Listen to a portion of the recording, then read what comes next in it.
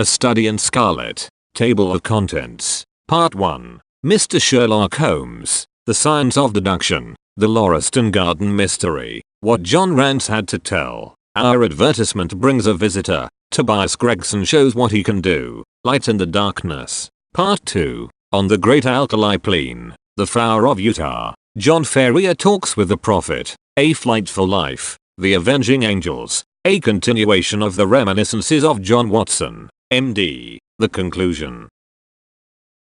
Part 1.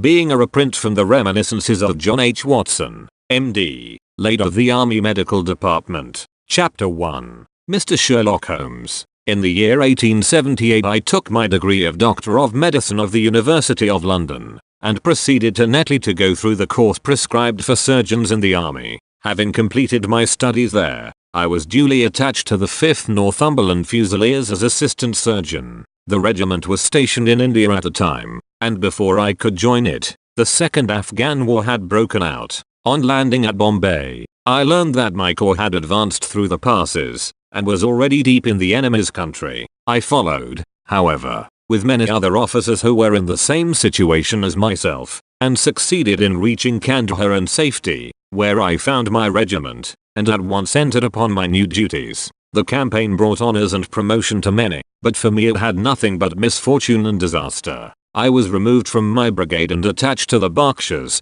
with whom I served at the fatal Battle of Maiwand. There I was struck on the shoulder by a Jezail bullet, which shattered the bone and grazed the subclavian artery. I should have fallen into the hands of the murderous Gazis had it not been for the devotion and courage shown by Murray, my orderly, who threw me across a pack horse, and succeeded in bringing me safely to the British lines. Worn with pain, and weak from the prolonged hardships which I had undergone, I was removed, with a great train of wounded sufferers, to the base hospital at Peshawar. Here I rallied, and had already improved so far as to be able to walk about the wards, and even to bask a little upon the veranda, when I was struck down by enteric fever, the curse of our Indian possessions. For months my life was despaired of, and when at last I came to myself and became convalescent, I was so weak and emaciated that a medical board determined that not a day should be lost in sending me back to England. I was dispatched, accordingly, in the troopship Orontes,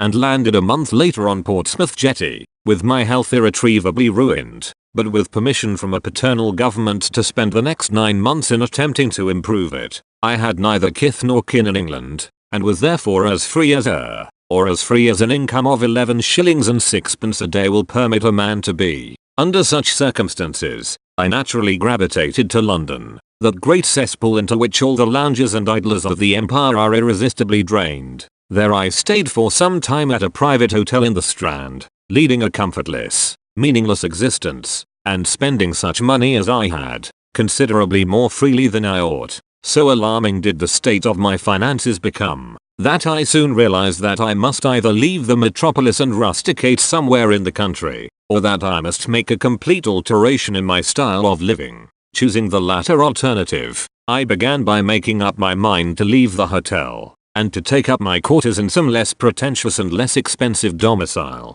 On the very day that I had come to this conclusion, I was standing at the Criterion bar, when someone tapped me on the shoulder, and turning round I recognized young Stamford, who had been a dresser under me at Bart's. The sight of a friendly face in the great wilderness of London is a pleasant thing indeed to a lonely man. In old days Stamford had never been a particular crony of mine, but now I hailed him with enthusiasm, and he, in his turn, appeared to be delighted to see me. In the exuberance of my joy, I asked him to lunch with me at the Holborn, and we started off together in a hansom. "Whatever have you been doing with yourself, Watson?" he asked in undisguised wonder, as we rattled through the crowded London streets. "You are as thin as a lath and as brown as a nut." I gave him a short sketch of my adventures, and had hardly concluded it by the time that we reached our destination. "Poor devil," he said, commiseratingly, after he had listened to my misfortunes. "What are you up to now?" "Looking for lodgings," I answered, trying to solve the problem as to whether it is possible to get comfortable rooms at a reasonable price. "That's a strange thing," remarked my companion. "You are the second man today that has used that expression to me." "And who was the first?" I asked. "A fellow who is working at the chemical laboratory up at the hospital. He was bemoaning himself this morning because he could not get someone to go halves with him in some nice rooms which he had found, and which were too much for his purse. By Jove, I cried. If he really wants someone to share the rooms and the expense, I am the very man for him. I should prefer having a partner to being alone. Young Stamford looked rather strangely at me over his wine glass. You don't know Sherlock Holmes yet, he said. Perhaps you would not care for him as a constant companion. Why? What is there against him? Oh, I didn't say there was anything against him. He is a little queer in his ideas, an enthusiast in some branches of science. As far as I know, he is a decent fellow enough. A medical student, I suppose. Said I know. I have no idea what he intends to go in for. I believe he is well up in anatomy, and he is a first-class chemist, but, as far as I know, he has never taken out any systematic medical classes. His studies are very desultory and eccentric, but he has amassed a lot of out-of-the-way knowledge which would astonish his professors. Did you never ask him what he was going in for? I asked. No, he is not a man that it is easy to draw out, though he can be communicative enough when the fancy seizes him. I should like to meet him, I said. If I am to lodge with anyone, I should prefer a man of studious and quiet habits. I am not strong enough yet to stand much noise or excitement. I had enough of both in Afghanistan to last me for the remainder of my natural existence. How could I meet this friend of yours? He is sure to be at the laboratory, returned my companion. He either avoids the place for weeks, or else he works there from morning to night. If you like, we shall drive round together after luncheon. Certainly, I answered, and the conversation drifted away into other channels. As we made our way to the hospital after leaving the Holborn, Stamford gave me a few more particulars about the gentleman whom I proposed to take as a fellow lodger. You mustn't blame me if you don't get on with him, he said. I know nothing more of him than I have learned from meeting him occasionally in the laboratory. You proposed this arrangement, so you must not hold me responsible. If we don't get on, it will be easier to part company, I answered. It seems to me, Stamford, I added, looking hard at my companion, that you have some reason for washing your hands of the matter. Is this fellow's temper so formidable, or what is it? Don't be mealy-mouthed about it. It is not easy to express the inexpressible, he answered with a laugh. Holmes is a little too scientific for my tastes. It approaches to cold-bloodedness. I could imagine his giving a friend a little pinch of the latest vegetable alkaloid, not out of malevolence, you understand, but simply out of a spirit of inquiry in order to have an accurate idea of the effects. To do him justice, I think that he will take it himself with the same readiness. He appears to have a passion for definite and exact knowledge. Very right too. Yes, but it may be pushed to excess. When it comes to beating the subjects in the dissecting rooms with a stick, it is certainly taking rather a bizarre shape.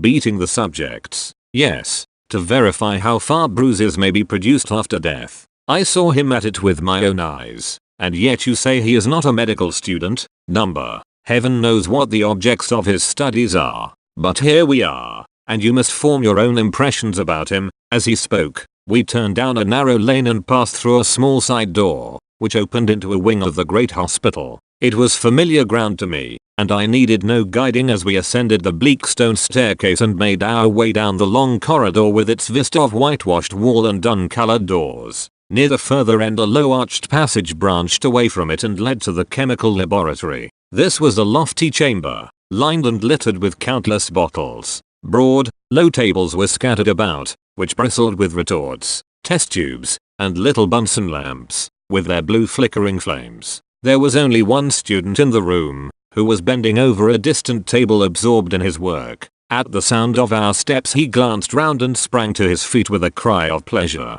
I've found it, he shouted to my companion, running towards us with a test tube in his hand. I have found a reagent which is precipitated by hemoglobin, and by nothing else. Had he discovered a gold mine, greater delight could not have shone upon his features. Dr. Watson, Mr. Sherlock Holmes, said Stamford, introducing us. How are you? He said cordially, gripping my hand with a strength for which I should hardly have given him credit. You have been in Afghanistan, I perceive. How on earth did you know that? I asked in astonishment. Never mind, said he, chuckling to himself. The question now is about hemoglobin. No doubt you see the significance of this discovery of mine. It is interesting, chemically, no doubt, I answered. But practically, why, man, it is the most practical medicological discovery for years. Don't you see that it gives us an infallible test for bloodstains? Come over here now. He seized me by the coat sleeve in his eagerness and drew me over to the table at which he had been working. Let us have some fresh blood, he said, digging a long bodkin into his finger and drawing off the resulting drop of blood in a chemical pipette. Now, I add this small quantity of blood to a liter of water. You perceive that the resulting mixture has the appearance of pure water. The proportion of blood cannot be more than 1 in a million. I have no doubt, however, that we shall be able to obtain the characteristic reaction. As he spoke, he threw into the vessel a few white crystals, and then added some drops of a transparent fluid. In an instant the contents assumed a dull mahogany color, and a brownish dust was precipitated to the bottom of the glass jar. Ha ha, he cried, clapping his hands, and looking as delighted as a child with a new toy. What do you think of that? It seems to be a very delicate test, I remarked. Beautiful, beautiful. The old Gregson test was very clumsy and uncertain. So is a microscopic examination for blood corpuscles. The latter is valueless if the stains are a few hours old. Now, this appears to act as well whether the blood is old or new. Had this test been invented, there are hundreds of men now walking the earth who would long ago have paid the penalty of their crimes. Indeed, I murmured. Criminal cases are continually hinging upon that one point. A man is suspected of a crime months perhaps after it has been committed. His linen or clothes are examined, and brownish stains discovered upon them. Are they blood stains, or mud stains, or rust stains, or fruit stains, or what are they? That is a question which has puzzled many an expert. And why? Because there was no reliable test. Now we have the Sherlock Holmes test, and there will no longer be any difficulty. His eyes fairly glittered as he spoke, and he put his hand over his heart and bowed as if to some applauding crowd conjured up by his imagination. You are to be congratulated, I remarked, considerably surprised at his enthusiasm. There was the case of von Bischoff at Frankfurt last year. He would certainly have been hung had this test been in existence. Then there was Mason of Bradford, and the notorious Muller, and Lefebvre of Montpellier, and Samson of New Orleans. I could name a score of cases in which it would have been decisive. You seem to be a walking calendar of crime, said Stamford with a laugh. You might start a paper on those lines. Call it the police news of the past. Very interesting reading it might be made, too, remarked Sherlock Holmes, sticking a small piece of plaster over the prick on his finger. I have to be careful, he continued, turning to me with a smile, for I dabble with poisons a good deal. He held out his hand as he spoke, and I noticed that it was all mottled over with similar pieces of plaster, and discolored with strong acids. We came here on business, said Stamford, sitting down on a high three-legged stool, and pushing another one in my direction with his foot. My friend here wants to take diggings, and as you were complaining that you could get no one to go halves with you, I thought that I had better bring you together. Sherlock Holmes seemed delighted at the idea of sharing his rooms with me. I have my eye on a suite in Baker Street, he said, which would suit us down to the ground. You don't mind the smell of strong tobacco, I hope? I always smoke ships myself, I answered. That's good enough. I generally have chemicals about, and occasionally do experiments. Would that annoy you? By no means. Let me see, what are my other shortcomings? I get in the dumps at times, and don't open my mouth for days on end. You must not think I am sulky when I do that. Just let me alone, and I'll soon be right. What have you to confess now? It's just as well for two fellows to know the worst of one another before they begin to live together. I laughed at this cross-examination. I keep a bullpup, I said, and I object to Rose because my nerves are shaken, and I get up at all sorts of ungodly hours, and I am extremely lazy. I have another set of vices when I'm well, but those are the principal ones at present. Do you include violin playing in your category of Rose? He asked, anxiously. It depends on the player, I answered. A well-played violin is a treat for the gods, a badly played one. Oh, that's all right, he cried, with a merry laugh. I think we may consider the thing as settled. That is, if the rooms are agreeable to you. When shall we see them? Call for me here at noon tomorrow, and we'll go together and settle everything, he answered. All right, noon exactly, said I, shaking his hand. We left him working among his chemicals, and we walked together towards my hotel. By the way, I asked suddenly, stopping and turning upon Stamford, how the deuce did he know that I had come from Afghanistan? My companion smiled an enigmatical smile. That's just his little peculiarity, he said. A good many people have wanted to know how he finds things out. Oh, a mystery is it, I cried, rubbing my hands. This is very piquant. I am much obliged to you for bringing us together. The proper study of mankind is man. You know, you must study him. Then, Stamford said, as he bade me goodbye, you'll find him a knotty problem, though. I'll wager he learns more about you than you about him. Goodbye. Goodbye, I answered, and strolled on to my hotel, considerably interested in my new acquaintance. Chapter 2. The Science of Deduction. We met next day as he had arranged, and inspected the rooms at number 221B, Baker Street, of which he had spoken at our meeting. They consisted of a couple of comfortable bedrooms and a single large airy sitting room, cheerfully furnished, and illuminated by 2 broad windows. So desirable in every way were the apartments, and so moderate did the terms seem when divided between us, that the bargain was concluded upon the spot, and we at once entered into possession. That very evening I moved my things round from the hotel, and on the following morning Sherlock Holmes followed me with several boxes and portmanteaus. For a day or two we were busily employed in unpacking and laying out our property to the best advantage. That done, we gradually began to settle down and to accommodate ourselves to our new surroundings. Holmes was certainly not a difficult man to live with. He was quiet in his ways, and his habits were regular. It was rare for him to be up after 10 at night, and he had invariably breakfasted and gone out before I rose in the morning. Sometimes he spent his day at the chemical laboratory, sometimes in the dissecting rooms, and occasionally in long walks, which appeared to take him into the lowest portions of the city. Nothing could exceed his energy when the working fit was upon him, but now and again a reaction would seize him, and for days on end he would lie upon the sofa in the sitting room, hardly uttering a word or moving a muscle from morning to night. On these occasions I have noticed such a dreamy, vacant expression in his eyes, that I might have suspected him of being addicted to the use of some narcotic, had not the temperance and cleanliness of his whole life forbidden such a notion.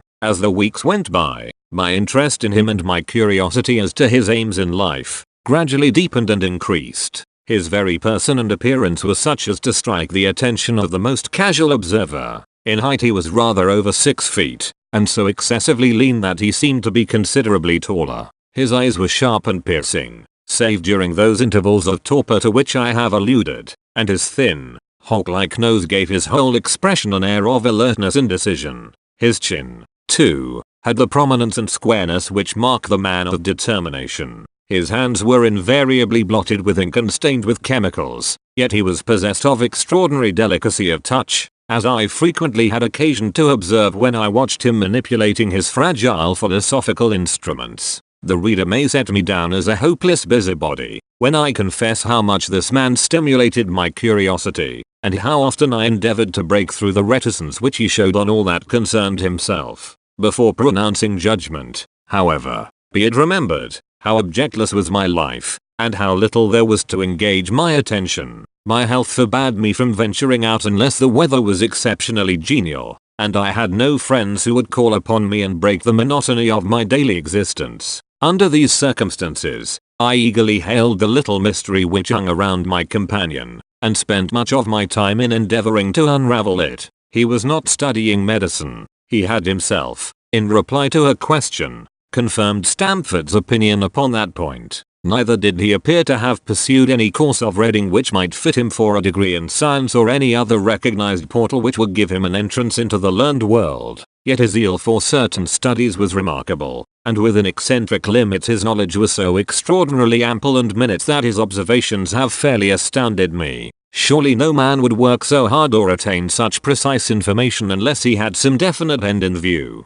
Desultory readers are seldom remarkable for the exactness of their learning. No man burdens his mind with small matters unless he has some very good reason for doing so. His ignorance was as remarkable as his knowledge. Of contemporary literature, philosophy and politics he appeared to know next to nothing. Upon my quoting Thomas Carlyle, he inquired in the naivest way who he might be and what he had done. My surprise reached a climax. However, when I found incidentally that he was ignorant of the Copernican theory and of the composition of the solar system, that any civilized human being in this 19th century should not be aware that the Earth traveled round the sun appeared to be to me such an extraordinary fact that I could hardly realize it. "You appear to be astonished," he said, smiling at my expression of surprise. "Now that I do know it, I shall do my best to forget it." "To forget it, you see," he explained, "I consider that a man's brain originally is like a little empty attic, and you have to stock it with such furniture as you choose.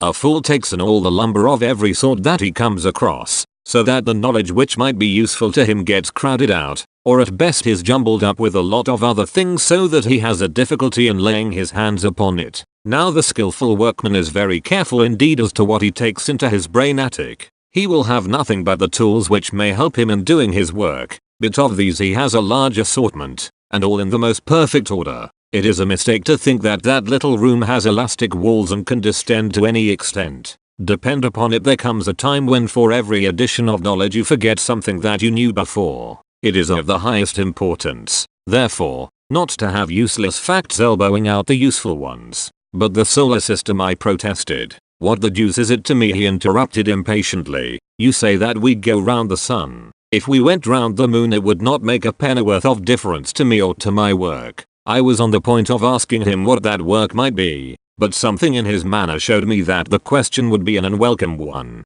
I pondered over our short conversation, however, and endeavored to draw my deductions from it. He said that he would acquire no knowledge which did not bear upon his object. Therefore all the knowledge which he possessed was such as would be useful to him. I enumerated in my own mind all the various points upon which he had shown me that he was exceptionally well informed. I even took a pencil and jotted them down. I could not help smiling at the document when I had completed it. It ran in this way: Sherlock Holmes, his limits. 1. Knowledge of literature, nil. 2. Philosophy, nil. 3. Astronomy, nil. 4. Politics, feeble. 5. Botany, variable. Well up in belladonna, opium, and poisons generally. Knows nothing of practical gardening. 6. Geology, practical, but limited. Tells at a glance different soils from each other. After walks has shown me splashes upon his trousers, and told me by their color and consistence in what part of London he had received them. 7. Chemistry, profound. 8. Anatomy, accurate, but unsystematic. 9. Sensational literature, immense. He appears to know every detail of every horror perpetrated in the century. 10. Plays the violin well. 11. Is an expert single-stick player, boxer, and swordsman. 12. Has a good practical knowledge of British law. When I had got so far in my list I threw it into the fire in despair. If I can only find what the fellow is driving at by reconciling all these accomplishments, and discovering a calling which needs them all, I said to myself, I may as well give up the attempt at once. I see that I have alluded above to his powers upon the violin. These were very remarkable, but as eccentric as all his other accomplishments. That he could play pieces, and difficult pieces, I knew well, because at my request he has played me some of Mendelssohn's Lieder, and other favorites. When left to himself, however, he would seldom produce any music or attempt any recognized air. Leaning back in his armchair of an evening, he would close his eyes and scrape carelessly at the fiddle which was thrown across his knee. Sometimes the chords were sonorous and melancholy, occasionally they were fantastic and cheerful. Clearly they reflected the thoughts which possessed him, but whether the music aided those thoughts, or whether the playing was simply the result of a whim or fancy was more than I could determine. I might have rebelled against these exasperating solos had it not been that he usually terminated them by playing in quick succession a whole series of my favorite airs as a slight compensation for the trial upon my patience. During the first week or so we had no callers, and I had begun to think that my companion was as friendless a man as I was myself. Presently, however, I found that he had many acquaintances, and those in the most different classes of society. There was one little sallow rat-faced, dark-eyed fellow who was introduced to me as Mr. Lestrade, and who came 3 or 4 times in a single week. One morning a young girl called, fashionably dressed, and stayed for half an hour or more. The same afternoon brought a grey-headed, seedy visitor, looking like a Jew peddler, who appeared to me to be much excited. and who was closely followed by a slipshod elderly woman. On another occasion an old white-haired gentleman had an interview with my companion, and on another a railway porter in his velveteen uniform. When any of these nondescript individuals put in an appearance, Sherlock Holmes used to beg for the use of the sitting room, and I would retire to my bedroom. He always apologized to me for putting me to this inconvenience. "I have to use this room as a place of business," he said, "and these people are my clients." Again I had an opportunity of asking him a point-blank question, and again my delicacy prevented me from forcing another man to confide in me. I imagined at the time that he had some strong reason for not alluding to it, but he soon dispelled the idea by coming round to the subject of his own accord. It was upon the 4th of March, as I have good reason to remember, that I rose somewhat earlier than usual, and found that Sherlock Holmes had not yet finished his breakfast. The landlady had become so accustomed to my late habits that my place had not been laid nor my coffee prepared. With the unreasonable petulance of mankind I rang the bell and gave a curt intimation that I was ready. Then I picked up a magazine from the table and attempted to while away the time with it, while my companion munched silently at his toast. One of the articles had a pencil mark at the heading, and I naturally began to run my eye through it. Its somewhat ambitious title was The Book of Life, and it attempted to show how much an observant man might learn by an accurate and systematic examination of all that came in his way. It struck me as being a remarkable mixture of shrewdness and of absurdity. The reasoning was close and intense, but the deductions appeared to me to be far-fetched and exaggerated. The writer claimed by a momentary expression, a twitch of a muscle or a glance of an eye,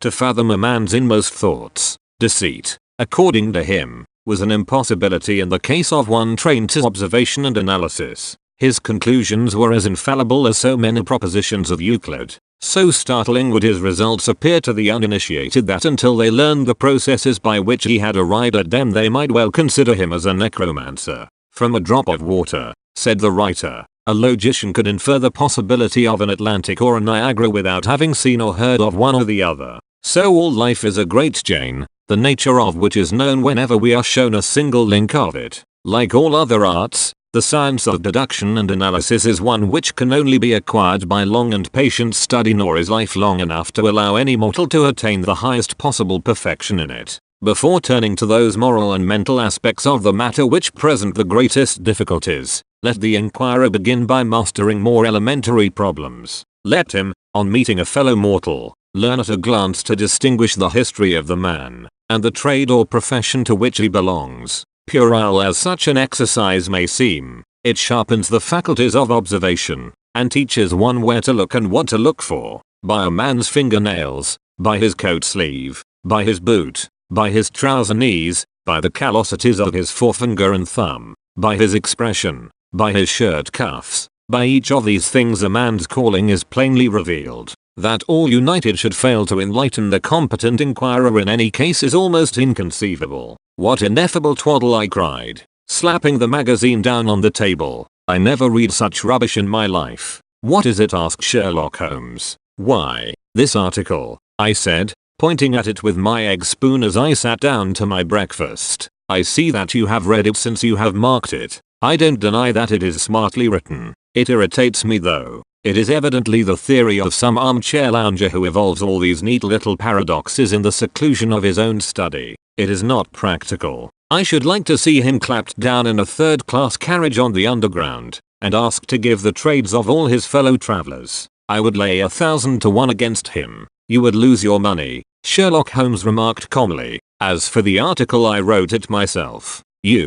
Yes, I have a turn both for observation and for deduction. The theories which I have expressed there, and which appear to you to be so chimerical, are really extremely practical, so practical that I depend upon them for my bread and cheese." "And how?" I asked involuntarily. "Well, I have a trade of my own. I suppose I am the only one in the world. I'm a consulting detective, if you can understand what that is. Here in London we have lots of government detectives and lots of private ones. When these fellows are at fault they come to me, and I manage to put them on the right scent. They lay all the evidence before me, and I am generally able, by the help of my knowledge of the history of crime, to set them straight. There is a strong family resemblance about misdeeds, and if you have all the details of 1,000 at your finger ends, it is odd if, You can't unravel the 1001st. Lestrade is a well-known detective. He got himself into a fog recently over a forgery case, and that was what brought him here. And these other people? They are mostly sent on by private inquiry agencies. They are all people who are in trouble about something and want a little enlightening. I listen to their story, they listen to my comments, and then I pocket my fee. But do you mean to say, I said, that without leaving your room you can unravel some knot which other men can make nothing of, although they have seen every detail for themselves? Quite so. I have a kind of intuition that way. Now and again a case turns up which is a little more complex. Then I have to bustle about and see things with my own eyes. You see, I have a lot of special knowledge which I apply to the problem, and which facilitates matters wonderfully. Those rules of deduction laid down in that article which aroused your scorn are invaluable to me in practical work. Observation with me is second nature. You appeared to be surprised when I told you, on our first meeting, that you had come from Afghanistan. You were told, no doubt, nothing of the sort. I knew you came from Afghanistan. From long habit the train of thoughts ran so swiftly through my mind that I arrived at the conclusion without being conscious of intermediate steps. There were such steps, however. The train of reasoning ran. Here is a gentleman of a medical type, but with the air of a military man. Clearly an army doctor. Then, he has just come from the tropics, for his face is dark, and that is not the natural tint of his skin, for his wrists are fair. He has undergone hardship and sickness, as his haggard face says clearly. His left arm has been injured. He holds it in a stiff and unnatural manner. Where in the tropics could an English army doctor have seen much hardship and got his arm wounded? Clearly in Afghanistan. The whole train of thought did not occupy a second. I then remarked that you came from Afghanistan, and you were astonished. It is simple enough as you explain it, I said, smiling. You remind me of Edgar Allan Poe's Dupin. I had no idea that such individuals did exist outside of stories. Sherlock Holmes rose and lit his pipe. No doubt you think that you are complimenting me in comparing me to Dupin, he observed. Now, in my opinion, Dupin was a very inferior fellow. That trick of his of breaking in on his friend's thoughts with an apropos remark after a quarter of an hour's silence is really very showy and superficial. He had some analytical genius, no doubt, but he was by no means such a phenomenon as Poe appeared to imagine. Have you read Gaboriau's works? I asked. Does Lecoq come up to your idea of a detective? Sherlock Holmes sniffed sardonically. Lecoq was a miserable bungler, he said, in an angry voice. He had only one thing to recommend him, and that was his energy. That book made me positively ill. The question was how to identify an unknown prisoner. I could have done it in 24 hours. Lecoq took 6 months or so. It might be made a textbook for detectives to teach them what to avoid. I felt rather indignant at having two characters whom I had admired treated in this cavalier style. I walked over to the window and stood looking out into the busy street. This fellow may be very clever, I said to myself, but he is certainly very conceited. There are no crimes and no criminals in these days, he said, querulously. What is the use of having brains in our profession? I know well that I have it in me to make my name famous. No man lives or has ever lived who has brought the same amount of study and of natural talents to the detection of crime which I have done. And what is the result? There is no crime to detect, or, at most, some bungling villainy with a motive so transparent that even a Scotland Yard official can see through it. I was still annoyed at his bumptious style of conversation. I thought it best to change the topic. I wonder what that fellow is looking for, I asked, pointing to a stalwart, plainly dressed individual who was walking slowly down the other side of the street, looking anxiously at the numbers. He had a large blue envelope in his hand, and was evidently the bearer of a message. You mean the retired sergeant of Marines, said Sherlock Holmes. Brag and bounce, thought I to myself. He knows that I cannot verify his guess. The thought had hardly passed through my mind when the man whom we were watching caught sight of the number on our door, and ran rapidly across the roadway. We heard a loud knock, a deep voice below, and heavy steps ascending the stair. For Mr. Sherlock Holmes, he said, stepping into the room and handing my friend the letter. Here was an opportunity of taking the conceit out of him. He little thought of this when he made that random shot. May I ask, my lad, I said, in the blandest voice, what your trade may be? Commissionaire, sir, he said gruffly. Uniform away for repairs. And you were? I asked, with a slightly malicious glance at my companion. A sergeant, sir. Royal Marine Light Infantry, sir. No answer. Right, sir. He clicked his heels together, raised his hand in a salute, and was gone. Chapter 3. The Lauriston Garden Mystery. I confess that I was considerably startled by this fresh proof of the practical nature of my companion's theories.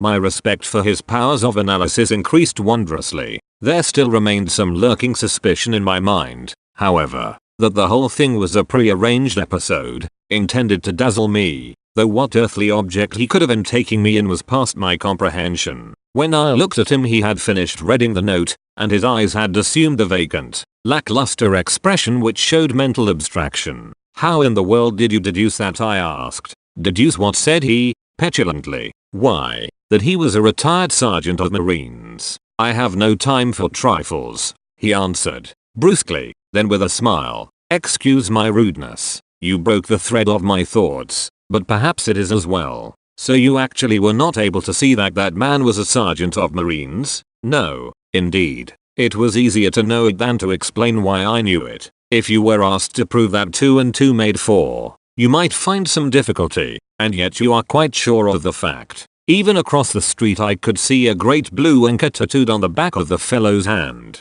That smacked of the sea. He had a military carriage, however, and regulation side whiskers. There we have the Marine. He was a man with some amount of self-importance and a certain air of command. You must have observed the way in which he held his head and swung his cane. A steady, respectable, middle-aged man, too, on the face of him. All facts which led me to believe that he had been a sergeant. Wonderful, I ejaculated. Commonplace, said Holmes, though I thought from his expression that he was pleased at my evident surprise and admiration. I said just now that there were no criminals. It appears that I am wrong. Look at this. He threw me over the note which the commissioner had brought. Why, I cried, as I cast my eye over it, this is terrible. It does seem to be a little out of the common, he remarked, calmly. Would you mind reading it to me aloud? This is the letter which I read to him. My dear Mr. Sherlock Holmes, there has been a bad business during the night at 3,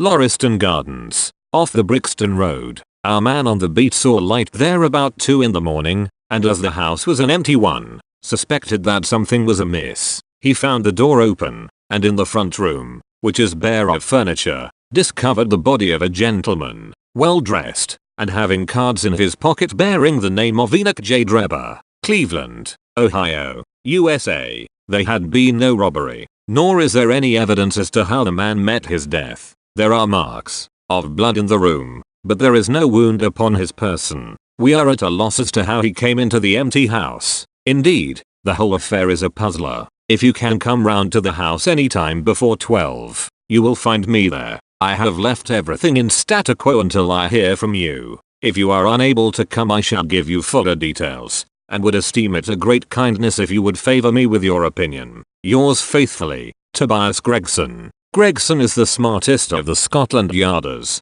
my friend remarked. He and Lestrade are the pick of a bad lot. They are both quick and energetic, but conventional. Shockingly so. They have their knives into one another, too. They are as jealous as a pair of professional beauties. There will be some fun over this case if they are both put upon the scent. I was amazed at the calm way in which he rippled on. Surely there is not a moment to be lost, I cried. Shall I go and order you a cab? I'm not sure about whether I shall go. I am the most incurably lazy devil that ever stood in shoe leather. That is, when the fit is on me, for I can be spry enough at times. Why, it is just such a chance as you have been longing for, my dear fellow. What does it matter to me? Supposing I unravel the whole matter, you may be sure that Gregson, Lestrade, and company will pocket all the credit that comes of being an unofficial personage. But he begs you to help him. Yes, he knows that I am his superior, and acknowledges it to me,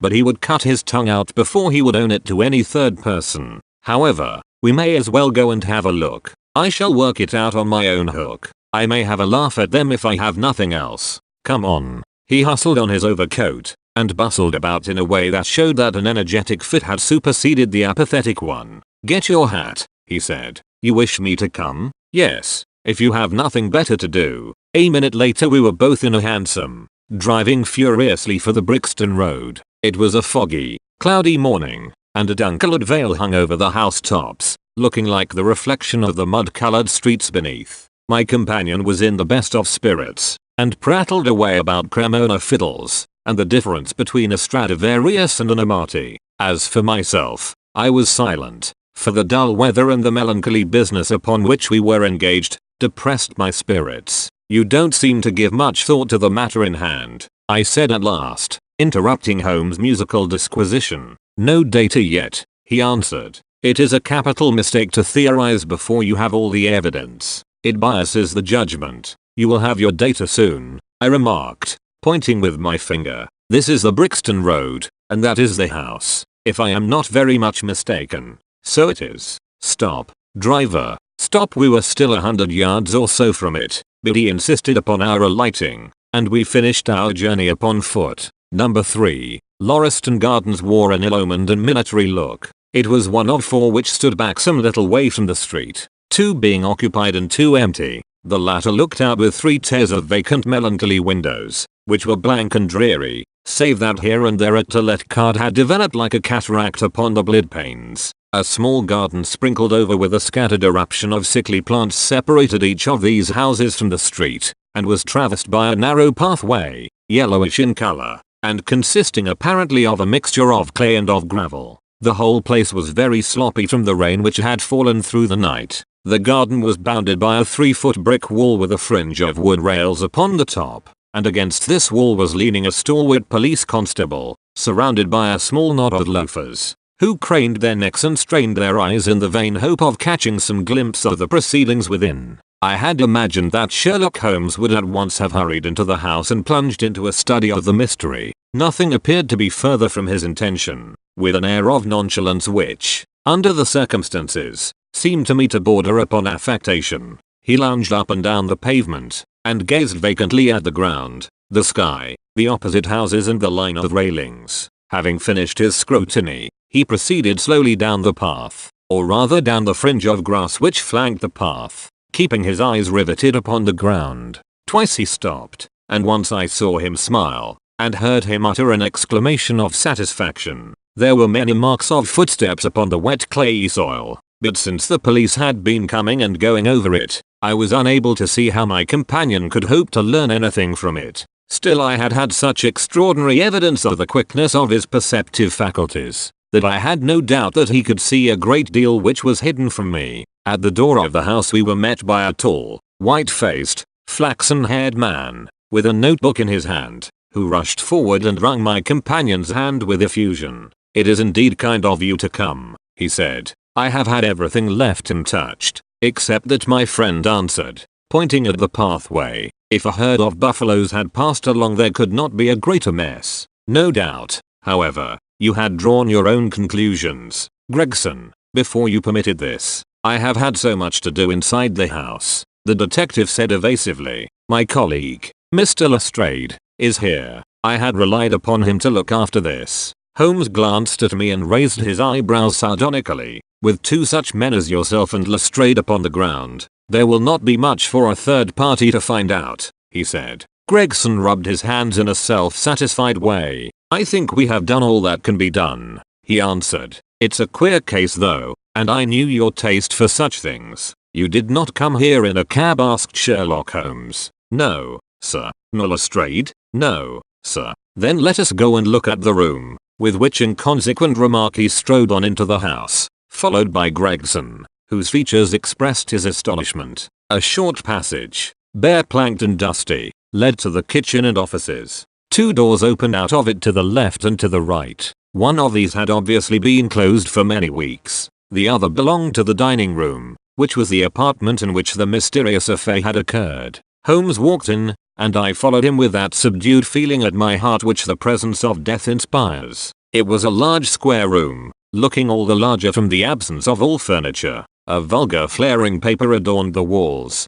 but it was blotched in places with mildew, and here and there great strips had become detached and hung down, exposing the yellow plaster beneath. Opposite the door was a showy fireplace, surmounted by a mantelpiece of imitation white marble. On one corner of this was stuck the stump of a red wax candle. The solitary window was so dirty that the light was hazy and uncertain, giving a dull grey tinge to everything, which was intensified by the thick layer of dust which coated the whole apartment. All these details I observed afterwards. At present my attention was centered upon the single grim motionless figure which lay stretched upon the boards, with vacant sightless eyes staring up at the discolored ceiling. It was that of a man about 43 or 44 years of age, middle-sized, broad-shouldered, with crisp curling black hair, and a short stubbly beard. He was dressed in a heavy broadcloth frock coat and waistcoat, with light-colored trousers, and immaculate collar and cuffs. A top hat, well brushed and trim, was placed upon the floor beside him.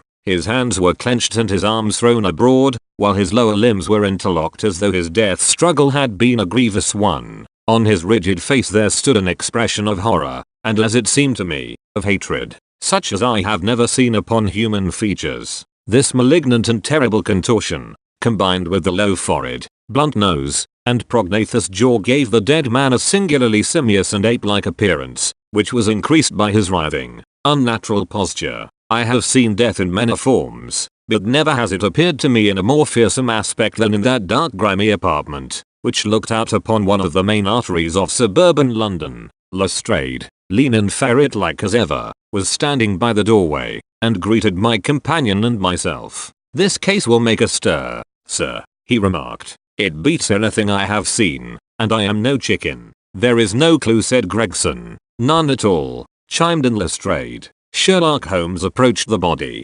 and, kneeling down, examined it intently. "You are sure that there is no wound?" he asked, pointing to numerous gouts and splashes of blood which lay all round. "Positive," cried both detectives. "Then, of course, this blood belongs to a second individual, presumably the murderer. If murder has been committed, it reminds me of the circumstances attendant on the death of Van Jansen, in Utrecht, in the year 1934. Do you remember the case, Gregson?" "No, sir." "Read it up. You really should. There is nothing new under the sun. It has all been done before." As he spoke, his nimble fingers were flying here, there, and everywhere, feeling, pressing, unbuttoning, examining, while his eyes wore the same faraway expression which I have already remarked upon. So swiftly was the examination made, that one would hardly have guessed the minuteness with which it was conducted. Finally, he sniffed the dead man's lips, and then glanced at the soles of his patent leather boots.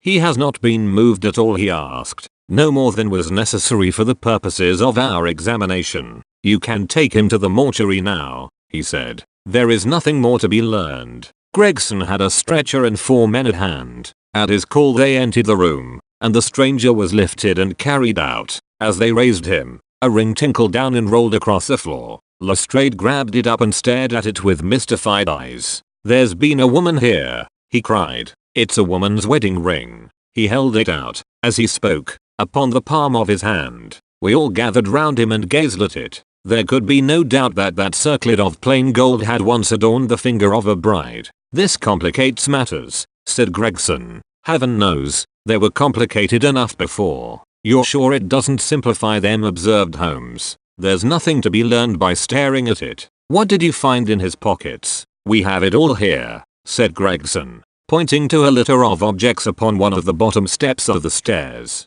"A gold watch, number 97,163, by Barrow, of London. Gold Albert chain, very heavy and solid. Gold ring, with Masonic device. Gold pin, bulldog's head, with rubies as eyes. Russian leather card case, with cards of Enoch J. Drebber of Cleveland, corresponding with the EJD upon the linen. No purse, but loose money to the extent of £7.13. Pocket edition of Boccaccio's Decameron, with name of Joseph Stangerson upon the fly-leaf. 2 letters, one addressed to E.J. Drebber and one to Joseph Stangerson. At what address? American Exchange, Strand, to be left till called for. They are both from the Guion Steamship Company, and refer to the sailing of their boats from Liverpool. It is clear that this unfortunate man was about to return to New York. Have you made any inquiries as to this man, Stangerson?" "I did it at once, sir," said Gregson. "I have had advertisements sent to all the newspapers,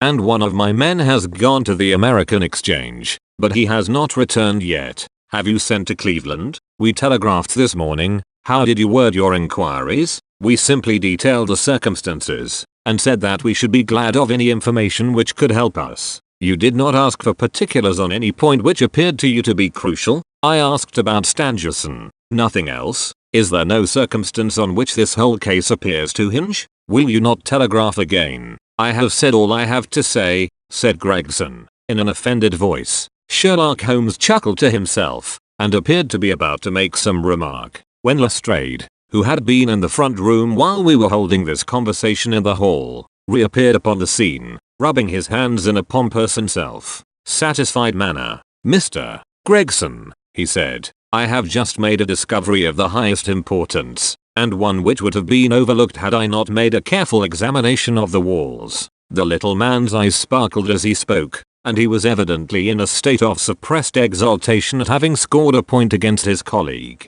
Come here, he said, bustling back into the room, the atmosphere of which felt clearer since the removal of its ghastly inmate. Now, stand there. He struck a match on his boot and held it up against the wall. Look at that, he said, triumphantly. I have remarked that the paper had fallen away in parts. In this particular corner of the room a large piece had peeled off, leaving a yellow square of coarse plastering. Across this bare space there was scrawled in blood red letters a single word, rash. What do you think of that? Cried the detective, with the air of a showman exhibiting his show. This was overlooked because it was in the darkest corner of the room, and no one thought of looking there. The murderer has written it with his or her own blood. See the smear where it has trickled down the wall. That disposes of the idea of suicide anyhow. Why was that corner chosen to write it on? I will tell you. See that candle on the mantelpiece? It was lit at the time, and if it was lit this corner would be the brightest instead of the darkest portion of the wall.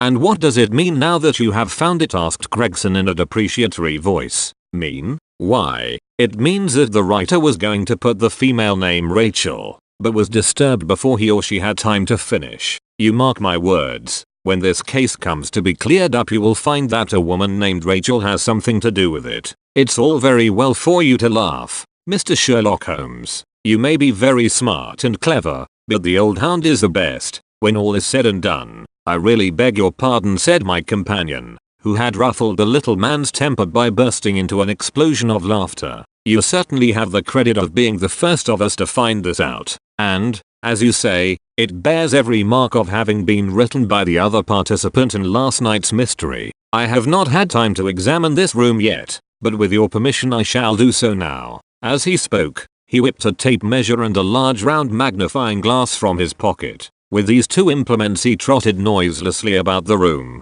sometimes stopping, occasionally kneeling, and once lying flat upon his face. So engrossed was he with his occupation that he appeared to have forgotten our presence, for he chattered away to himself under his breath the whole time, keeping up a running fire of exclamations, groans, whistles, and little cries suggestive of encouragement and of hope. As I watched him I was irresistibly reminded of a pure-blooded well-trained foxhound as it dashes backwards and forwards through the covert, whining in its eagerness, until it comes across the lost scent. For 20 minutes or more he continued his researches, measuring with the most exact care the distance between marks which were entirely invisible to me, and occasionally applying his tape to the walls in an equally incomprehensible manner. In one place he gathered up very carefully a little pile of grey dust from the floor, and packed it away in an envelope. Finally, he examined with his glass the word upon the wall, going over every letter of it with the most minute exactness. This done, he appeared to be satisfied, for he replaced his tape and his glass in his pocket. They say that genius is an infinite capacity for taking pains, he remarked with a smile. It's a very bad definition, but it does apply to detective work. Gregson and Lestrade had watched the manoeuvres of their amateur companion with considerable curiosity and some contempt. They evidently failed to appreciate the fact, which I had begun to realize, that Sherlock Holmes' smallest actions were all directed towards some definite and practical end. What do you think of it? So they both asked. It would be robbing you of the credit of the case if I was to presume to help you, remarked my friend. You are doing so well now that it would be a pity for anyone to interfere. There was a world of sarcasm in his voice as he spoke. If you will let me know how your investigations go, he continued, I shall be happy to give you any help I can. In the meantime I should like to speak to the constable who found the body. Can you give me his name and address? Lestrade glanced at his notebook. John Rance, he said. He is off duty now. You will find him at 46 Audley Court, Kennington Park Gate. Holmes took a note of the address. Come along, doctor, he said. We shall go and look him up. I'll tell you one thing which may help you in the case, he continued, turning to the two detectives. There has been murder done, and the murderer was a man. He was more than 6 feet high, was in the prime of life, had small feet for his height, wore coarse, square-toed boots and smoked a Trichinopoly cigar. He came here with his victim in a four-wheeled cab, which was drawn by a horse with 3 old shoes and 1 new one on his off foreleg. In all probability the murderer had a florid face, and the fingernails of his right hand were remarkably long. These are only a few indications, but they may assist you. Lestrade and Gregson glanced at each other with an incredulous smile. If this man was murdered, how was it done? Asked the former. Poison, said Sherlock Holmes curtly, and strode off. One other thing, Lestrade, he added, turning round at the door. Rash is the German for revenge, so don't lose your time looking for Miss Rachel. With which Parthian shot he walked away, leaving the two rivals open-mouthed behind him. Chapter 4. What John Rance had to tell. It was 1 o'clock when we left number 3, Lauriston Gardens. Sherlock Holmes led me to the nearest telegraph office, whence he dispatched a long telegram. He then hailed a cab, and ordered the driver to take us to the address given us by Lestrade. There is nothing like first-hand evidence, he remarked. As a matter of fact, my mind is entirely made up upon the case, but still we may as well learn all that is to be learned. You amaze me, Holmes, said I. Surely you are not as sure as you pretend to be of all those particulars which you gave. There's no room for a mistake, he answered. The very first thing which I observed on arriving there was that a cab had made 2 ruts with its wheels close to the curb. Now, up to last night, we have had no rain for a week, so that those wheels which left such a deep impression must have been there during the night.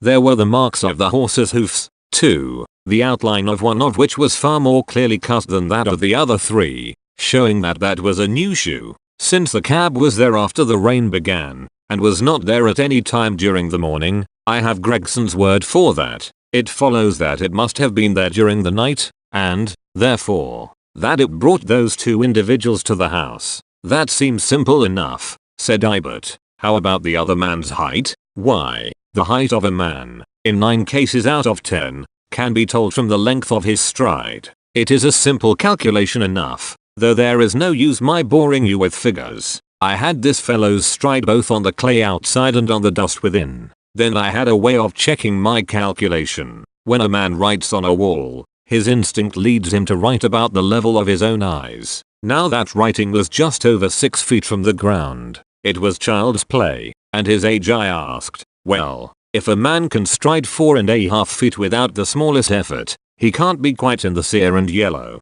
That was the breadth of a puddle on the garden walk which he had evidently walked across. Patent leather boots had gone round, and square toes had hopped over. There is no mystery about it at all. I am simply applying to ordinary life a few of those precepts of observation and deduction which I advocated in that article. Is there anything else that puzzles you? The fingernails and the Trichinopoly, I suggested. The writing on the wall was done with a man's forefinger dipped in blood. My glass allowed me to observe that the plaster was slightly scratched in doing it, which would not have been the case if the man's nail had been trimmed. I gathered up some scattered ash from the floor. It was dark in color and flaky, such an ash as is only made by a Trichinopoly. I have made a special study of cigar ashes. In fact, I have written a monograph upon the subject. I flatter myself that I can distinguish at a glance the ash of any known brand, either of cigar or of tobacco. It is just in such details that the skilled detective differs from the Gregson and Lestrade type. And the florid face, I asked.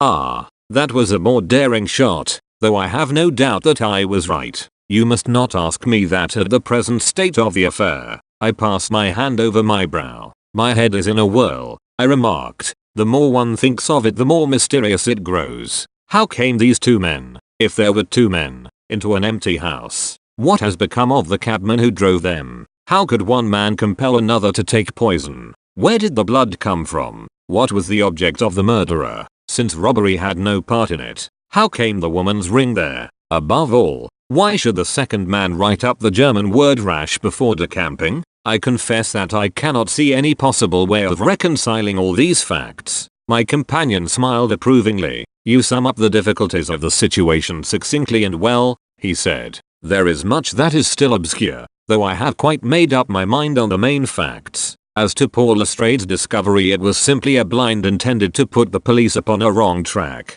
by suggesting socialism and secret societies. It was not done by a German. The A, if you noticed, was printed somewhat after the German fashion. Now, a real German invariably prints in the Latin character, so that we may safely say that this was not written by one, but by a clumsy imitator who overdid his part. It was simply a ruse to divert inquiry into a wrong channel. I'm not going to tell you much more of the case, Doctor. You know a conjurer gets no credit when once he has explained his trick, and if I show you too much of my method of working, you will come to the conclusion that I am a very ordinary individual after all. I shall never do that, I answered. You have brought detection as near an exact science as it ever will be brought in this world. My companion flushed up with pleasure at my words, and the earnest way in which I uttered them. I had already observed that he was as sensitive to flattery on the score of his art as any girl could be of her beauty. I'll tell you one other thing, he said. Patent Leathers and Square Toes came in the same cab, and they walked down the pathway together as friendly as possible, arm in arm. In all probability, when they got inside they walked up and down the room, or rather, Patent Leathers stood still while Square Toes walked up and down. I could read all that in the dust, and I could read that as he walked he grew more and more excited. That is shown by the increased length of his strides. He was talking all the while, and working himself up, no doubt, into a fury. Then the tragedy occurred. I've told you all I know myself now, for the rest is mere surmise and conjecture. We have a good working basis, however, on which to start. We must hurry up, for I want to go to Halle's concert to hear Norman Neruda this afternoon. This conversation had occurred while our cab had been threading its way through a long succession of dingy streets and dreary byways. In the dingiest and dreariest of them our driver suddenly came to a stand. That's oddly caught in there, he said, pointing to a narrow slit in the line of dead-colored brick. You'll find me here when you come back. Audley Court was not an attractive locality. The narrow passage led us into a quadrangle paved with flags and lined by sordid dwellings. We picked our way among groups of dirty children, and through lines of discolored linen, until we came to number 46, the door of which was decorated with a small slip of brass on which the name Rance was engraved. On enquiry we found that the constable was in bed, and we were shown into a little front parlour to await his coming. He appeared presently, looking a little irritable at being disturbed in his slumbers. I made my report at the office, he said. Holmes took a half-sovereign from his pocket and played with it pensively. We thought that we should like to hear it all from your own lips, he said. I shall be most happy to tell you anything I can, the constable answered with his eyes upon the little golden disc. Just let us hear it all in your own way as it occurred. Rance sat down on the horsehair sofa, and knitted his brows as though determined not to omit anything in his narrative. I'll tell it ye from the beginning, he said. My time is from 10 at night to 6 in the morning. At 11 there was a fight at the White Hart, but bar that all was quiet enough on the beat. At 1 o'clock it began to rain, and I met Harry Murcher, him who has the Holland Grove beat, and we stood together at the corner of Henrietta Street a-talkin'. Presently, maybe about 2 or a little after, I thought I would take a look round and see that all was right down the Brixton Road. It was precious dirty and lonely. Not a soul did I meet all the way down, though a cab or two went past me. I was a-strollin' down, thinking between ourselves how uncommon handy a 4 of gin hot would be, when suddenly the glint of a light caught my eye in the window of that same house. Now, I knew that them 2 houses in Lauriston Gardens was empty on account of him that owns them who won't have the drains seeded, though the very last tenant what lived in one of them died o' typhoid fever. I was knocked all in a heap therefore at seeing a light in the window,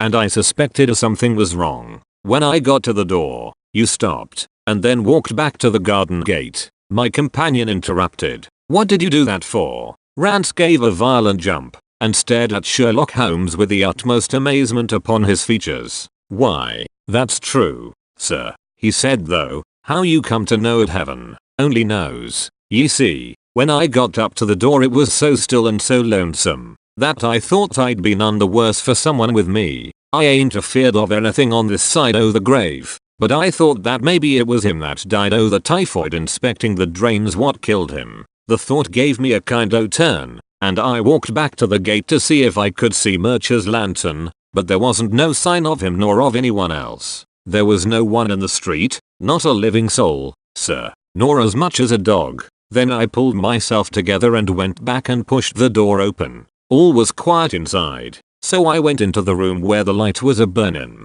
There was a candle flickerin' on the mantelpiece, a red wax one, and by its light I saw, yes, I know all that you saw. You walked round the room several times, and you knelt down by the body, and then you walked through and tried the kitchen door, and then, John Rance sprang to his feet with a frightened face and suspicion in his eyes. Where was you hid to see all that, he cried. It seems to me that you knows a deal more than you should. Holmes laughed and threw his card across the table to the constable. Don't get arresting me for the murder, he said. I am one of the hounds and not the wolf. Mr. Gregson or Mr. Lestrade will answer for that. Go on, though. What did you do next? Rance resumed his seat, without however losing his mystified expression. I went back to the gate and sounded my whistle. That brought Murcher and 2 more to the spot. Was the street empty then? Well, it was, as far as anybody that could be of any good goes. What do you mean? The constable's features broadened into a grin.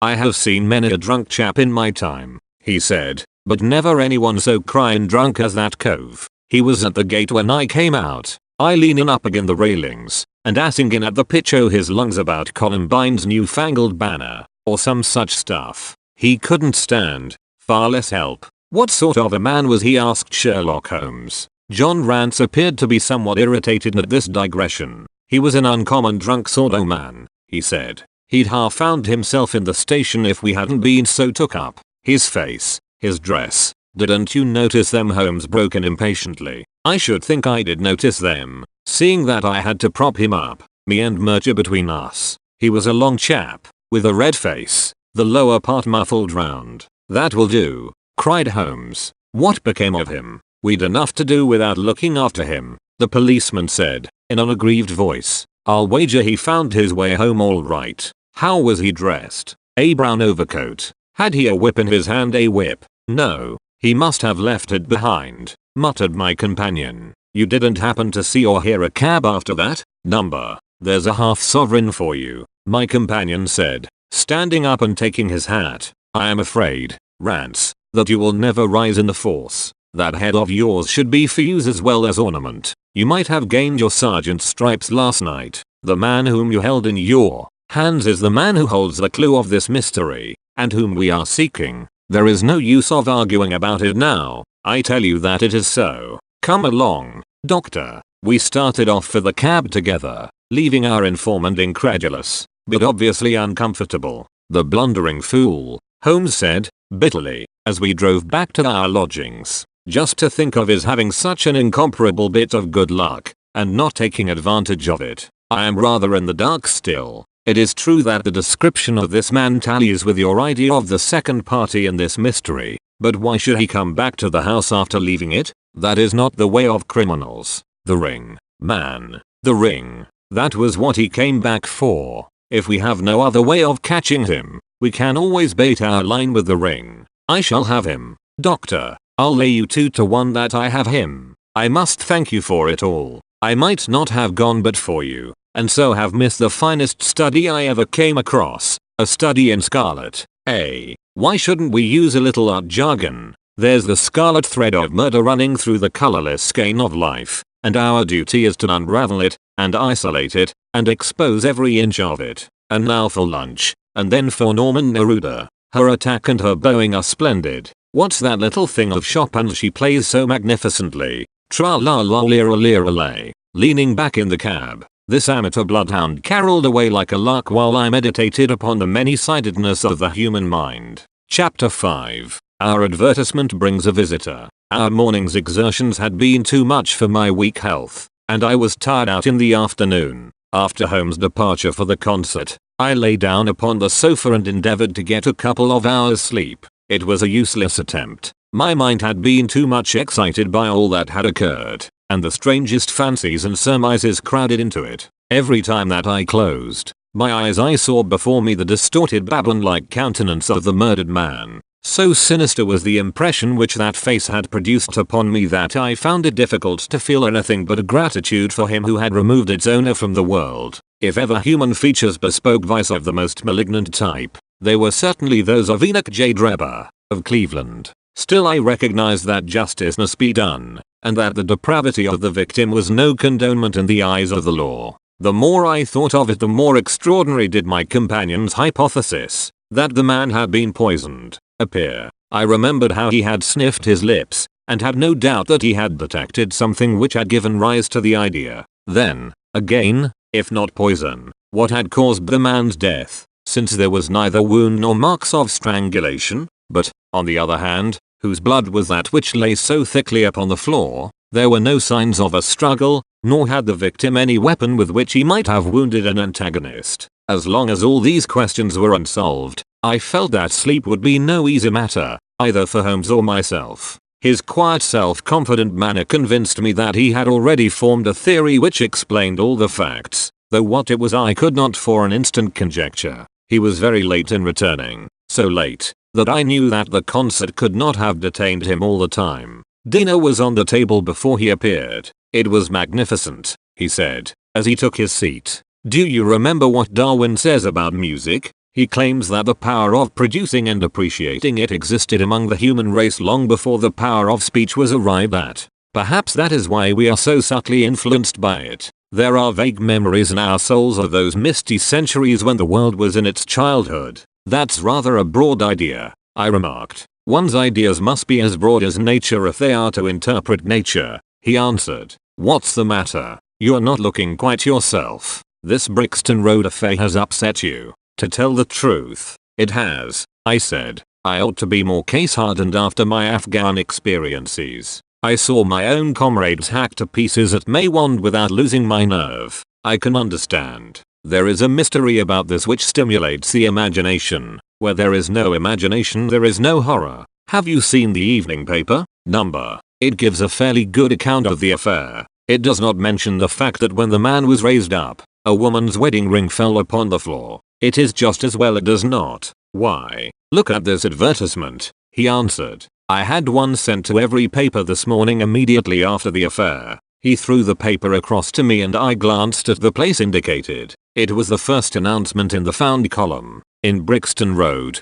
this morning, it ran, a plain gold wedding ring, found in the roadway between the White Hart Tavern and Holland Grove. Apply Dr. Watson, 221B, Baker Street, between 8 and 9 this evening. Excuse my using your name, he said. If I used my own some of these dunderheads would recognize it, and want to meddle in the affair. That is alright, I answered. But supposing anyone applies, I have no ring. Oh yes, you have, said he, handing me one. This will do very well. It is almost a facsimile. And who do you expect will answer this advertisement? Why, the man in the brown coat, our florid friend with the square toes. If he does not come himself he will send an accomplice. Would he not consider it as too dangerous? Not at all. If my view of the case is correct, and I have every reason to believe that it is, this man would rather risk anything than lose the ring. According to my notion he dropped it while stooping over Drebber's body, and did not miss it at the time. After leaving the house he discovered his loss and hurried back, but found the police already in possession, owing to his own folly in leaving the candle burning. He had to pretend to be drunk in order to allay the suspicions which might have been aroused by his appearance at the gate. Now put yourself in that man's place. On thinking the matter over, it must have occurred to him that it was possible that he had lost the ring in the road after leaving the house. What would he do, then? He would eagerly look out for the evening papers in the hope of seeing it among the articles found. His eye, of course, would light upon this. He would be overjoyed. Why should he fear a trap? There would be no reason in his eyes why the finding of the ring should be connected with the murder. He would come. He will come. You shall see him within an hour. And then I asked, oh, you can leave me to deal with him then. Have you any arms? I have my old service revolver and a few cartridges. You had better clean it and load it. He will be a desperate man, and though I shall take him unawares, it is as well to be ready for anything. I went to my bedroom and followed his advice. When I returned with the pistol, the table had been cleared, and Holmes was engaged in his favorite occupation of scraping upon his violin. "The plot thickens," he said, as I entered. "I have just had an answer to my American telegram. My view of the case is the correct one, and that is," I asked eagerly. "My fiddle would be the better for new strings," he remarked. "Put your pistol in your pocket. When the fellow comes, speak to him in an ordinary way. Leave the rest to me. Don't frighten him by looking at him too hard." "It is 8 o'clock now," I said, glancing at my watch. "Yes, he will probably be here in a few minutes. Open the door slightly. That will do. Now put the key on the inside." "Thank you. This is a queer old book I picked up at a stall yesterday. De Jure Insurgentes, published in Latin at Liege in the Lowlands, in 1642. Charles' head was still firm on his shoulders when this little brown-backed volume was struck off.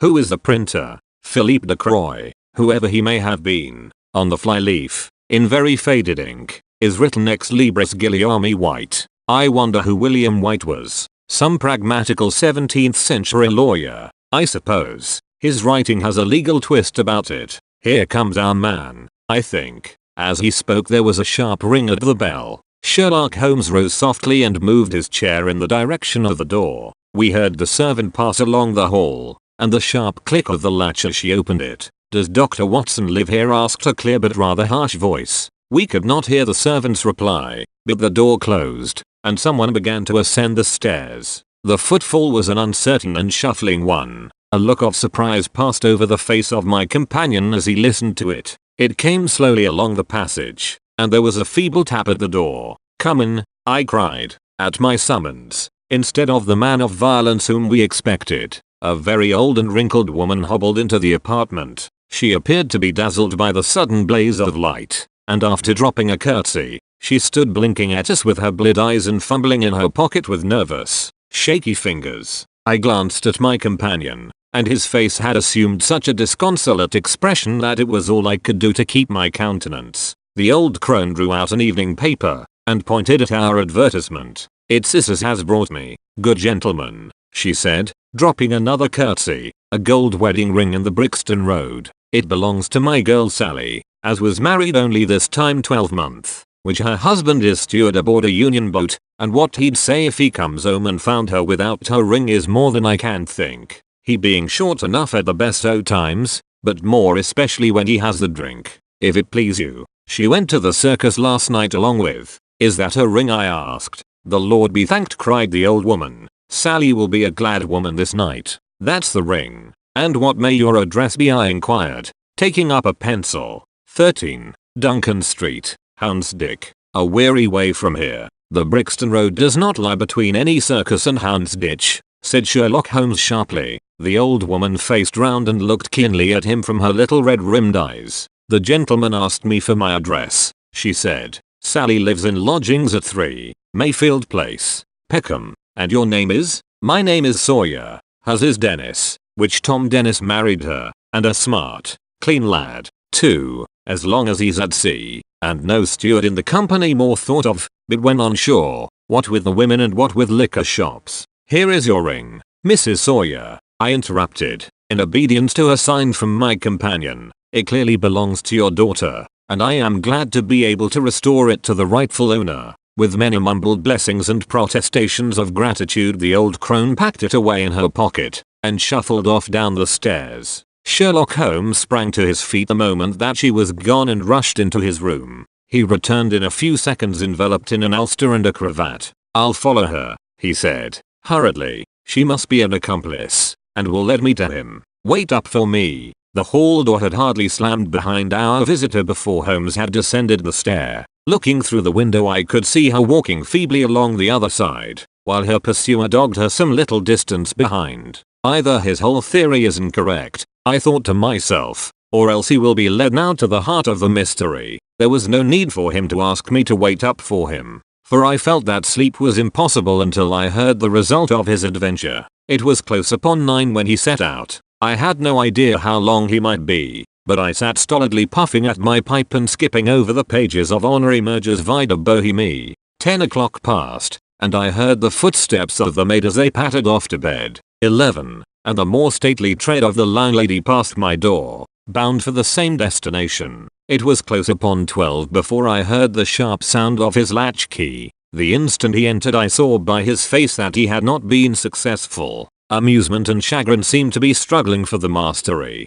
until the former suddenly carried the day, and he burst into a hearty laugh. "I wouldn't have the Scotland Yarders know it for the world," he cried, dropping into his chair. "I have chaffed them so much that they would never have let me hear the end of it. I can afford to laugh, because I know that I will be even with them in the long run." "What is it then?" I asked. "Oh, I don't mind telling a story against myself. That creature had gone a little way when she began to limp and show every sign of being footsore. Presently she came to a halt, and hailed a four-wheeler which was passing. I managed to be close to her so as to hear the address, but I need not have been so anxious, for she sang it out loud enough to be heard at the other side of the street. "Drive to 13, Duncan Street, Houndsdick," she cried. "This begins to look genuine," I thought, and having seen her safely inside, I perched myself behind. That's an art which every detective should be an expert at. Well, away we rattled,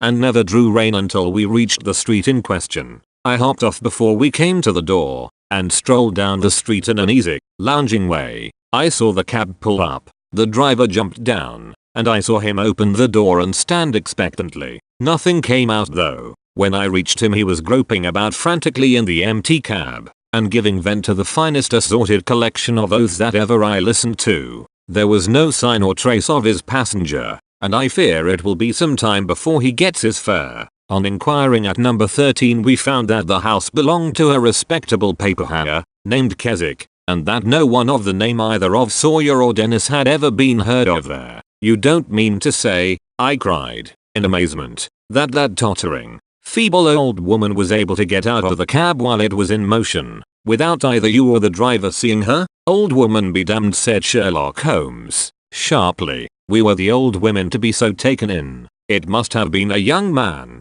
and an active one, too. Besides being an incomparable actor, the get-up was inimitable. He saw that he was followed, no doubt, and used this means of giving me the slip. It shows that the man we are after is not as lonely as I imagined he was, but has friends who are ready to risk something for him. Now, Doctor, you are looking done up. Take my advice and turn in." I was certainly feeling very weary, so I obeyed his injunction. I left home seated in front of the smouldering fire, and long into the watches of the night I heard the low, melancholy wailings of his violin, and knew that he was still pondering over the strange problem which he had set himself to unravel. Chapter 6. Tobias Gregson shows what he can do. The papers next day were full of the Brixton mystery, as they termed it. Each had a long account of the affair, and some had leaders upon it in addition. There was some information in them which was new to me. I still retained in my scrapbook numerous clippings and extracts bearing upon the case. Here is a condensation of a few of them. The Daily Telegraph remarked that in the history of crime there had seldom been a tragedy which presented stranger features. The German name of the victim, the absence of all other motive, and the sinister inscription on the wall, all pointed to its perpetration by political refugees and revolutionists.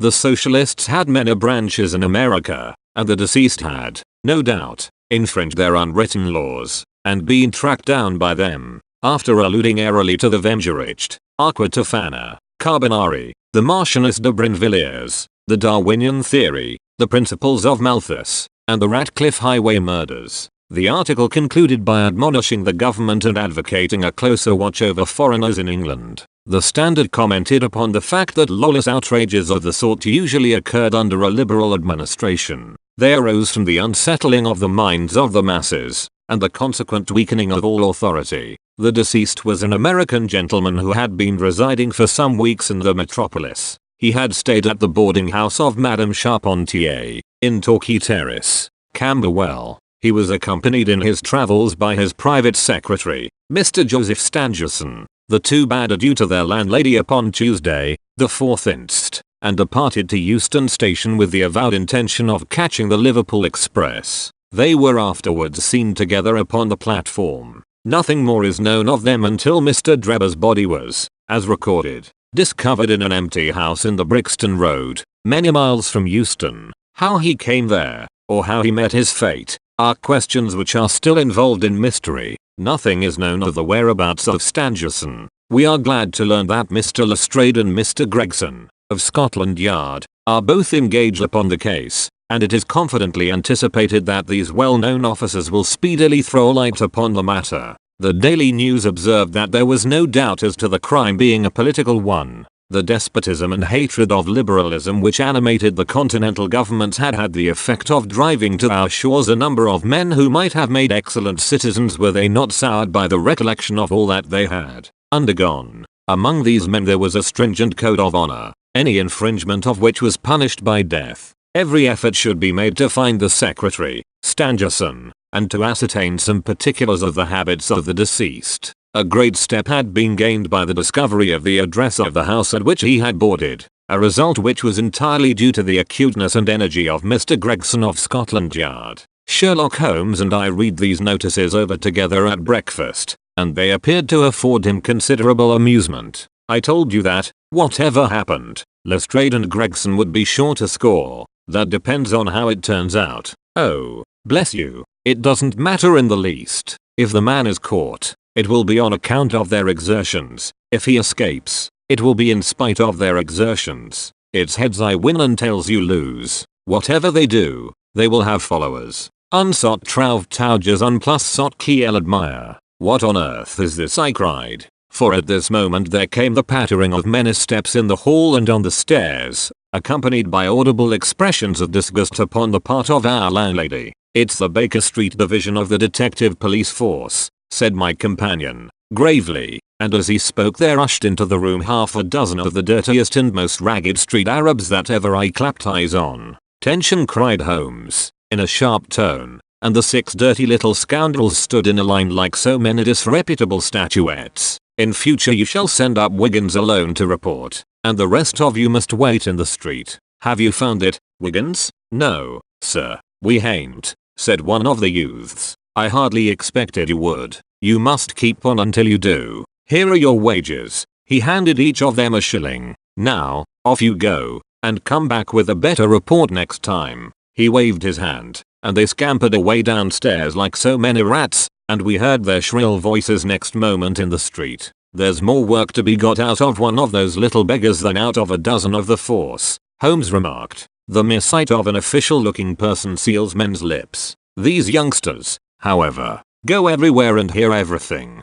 They are as sharp as needles, too. All they want is organization. Is it on this Brixton case that you are employing them? I asked. Yes, there is a point which I wish to ascertain. It is merely a matter of time. Hello, we are going to hear some news now with a vengeance. Here is Gregson coming down the road with beatitude written upon every feature of his face. Bound for us. I know. Yes, he is stopping. There he is. There was a violent peal at the bell, and in a few seconds the fair-haired detective came up the stairs, 3 steps at a time, and burst into our sitting room. My dear fellow, he cried, wringing Holmes' unresponsive hand. Congratulate me. I have made the whole thing as clear as day. A shade of anxiety seemed to me to cross my companion's expressive face. Do you mean that you are on the right track? He asked. The right track? Why, sir, we have the man under lock and key, and his name is Arthur Charpentier,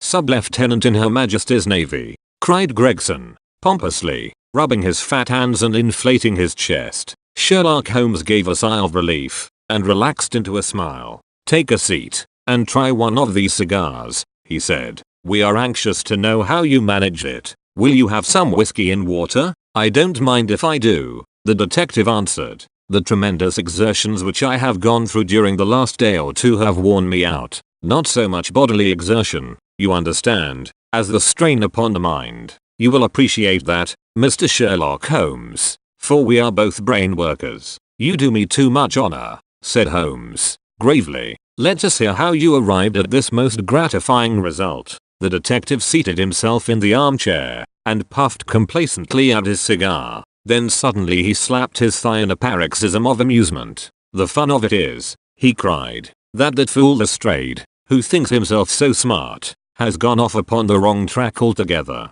He is after the secretary Stangerson, who had no more to do with the crime than the babe unborn. I have no doubt that he has caught him by this time. The idea tickled Gregson so much that he laughed until he choked. And how did you get your clue? I'll tell you all about it. Of course, Dr. Watson. This is strictly between ourselves. The first difficulty which we had to contend with was the finding of this American's antecedents. Some people would have waited until their advertisements were answered, or until parties came forward and volunteered information. That is not Tobias Gregson's way of going to work. You remember the hat beside the dead man? Yes, said Holmes. By John Underwood & Sons, 129, Camberwell Road. Gregson looked quite crestfallen. I had no idea that you noticed that, he said. Have you been there? Number? Cried Gregson, in a relieved voice. You should never neglect a chance, however small it may seem. To a great mind, nothing is little, remarked Holmes, sententiously.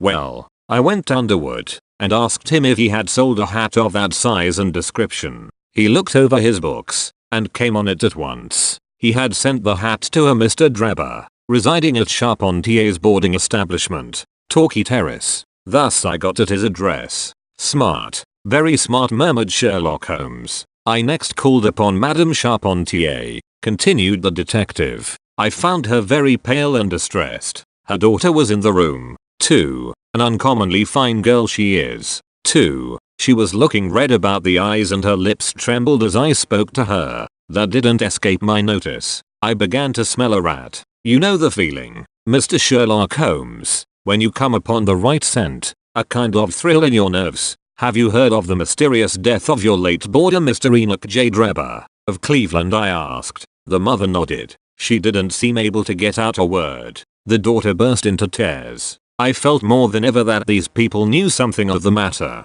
At what o'clock did Mr. Drebber leave your house for the train? I asked. At 8 o'clock, she said, gulping in her throat to keep down her agitation. His secretary, Mr. Stangerson, said that there were 2 trains, one at 9:15 and one at 11. He was to catch the first. And was that the last which you saw of him? A terrible change came over the woman's face as I asked the question. Her features turned perfectly livid. It was some seconds before she could get out the single word yes, and when it did come it was in a husky, unnatural tone. There was silence for a moment, and then the daughter spoke in a calm, clear voice. No good can ever come of falsehood, mother, she said. Let us be frank with this gentleman. We did see Mr. Drebber again. God forgive you, cried Madame Charpentier, throwing up her hands and sinking back in her chair. You have murdered your brother. Arthur would rather that we spoke the truth. The girl answered firmly. You had best tell me all about it now, I said.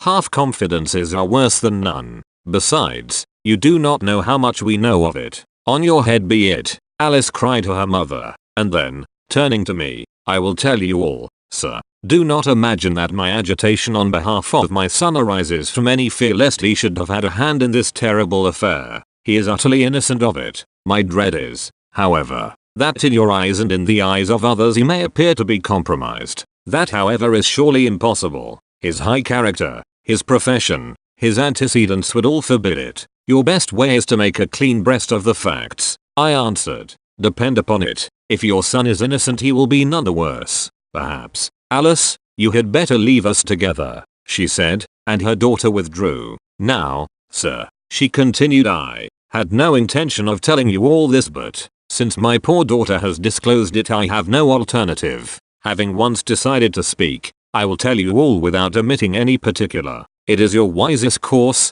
said I. Mr. Drebber has been with us nearly 3 weeks. He and his secretary, Mr. Stangerson, had been traveling on the continent. I noticed a Copenhagen label upon each of their trunks, showing that had been their last stopping place. Stangerson was a quiet, reserved man, but his employer, I am sorry to say, was far otherwise. He was coarse in his habits and brutish in his ways. The very night of his arrival he became very much the worse for drink, and, indeed, after 12 o'clock in the day he could hardly ever be said to be sober. His manners towards the maidservants were disgustingly free and familiar. Worst of all, he speedily assumed the same attitude towards my daughter, Alice, and spoke to her more than once in a way which, fortunately, she is too innocent to understand. On one occasion he actually seized her in his arms and embraced her, an outrage which caused his own secretary to reproach him for his unmanly conduct. But why did you stand all this?